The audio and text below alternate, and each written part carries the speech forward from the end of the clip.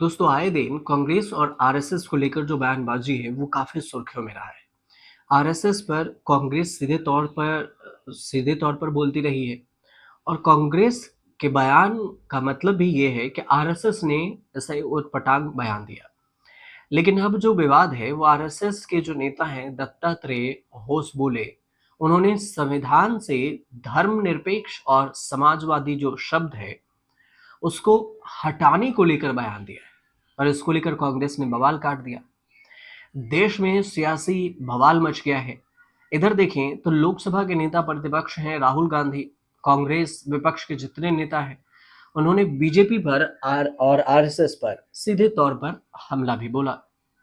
अब जो इधर आरएसएस पर राहुल गांधी का कहना है कि बीजेपी आरएसएस मनुस्मृति को जोड़ दिया और राहुल गांधी ने कहा, एक पोस्ट किया सोशल मीडिया पर और कहा कि आरएसएस का नकाब फिर से उतर गया। संविधान उन्हें चुभता है, मतलब आरएसएस को संविधान चुभता है क्योंकि वो समानता, धर्मनिरपेक्षता और फिर न्याय की बात करता है संविधान।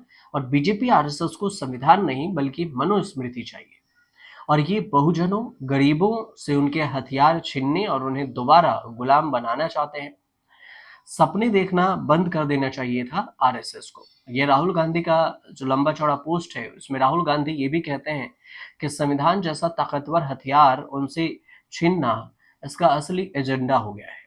अब आरएसएस ये सपना देखना बंद कर दे और हम उन्हें कभी सफल होने ही नहीं देंगे।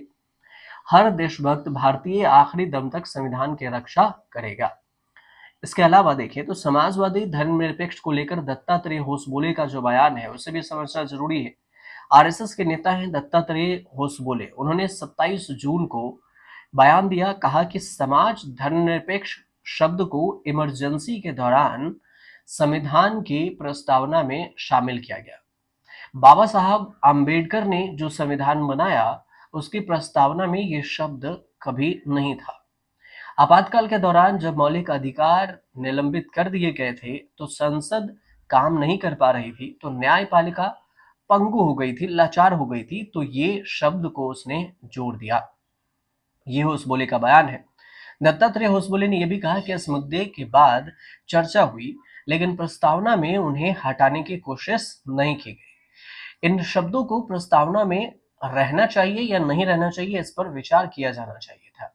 संविधान को नष्ट करने की साजिश कांग्रेस आरोप लगा रही है। कांग्रेस का कहना है कि ये जो बाबा साहब के संविधान है उसको नष्ट करने की साजिश है, जिसके तहत आरएसएस बीजेपी लंबे समय से ये साजिश रच रही है।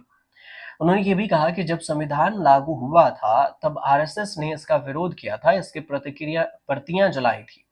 कांग्रेस का कहना है कि लोकतंत्र चुनाव में तो बीजेपी के नेता खुलकर कह रहे थे कि हमें संविधान बदलने के लिए संसद में 400 के करीब सीटें चाहिए और अब एक बार फिर से वो अपनी साजिशों में लग गए हैं, लेकिन कांग्रेस किसी कीमत पर उनके मंसूबों को कामयाब नहीं होने देगी।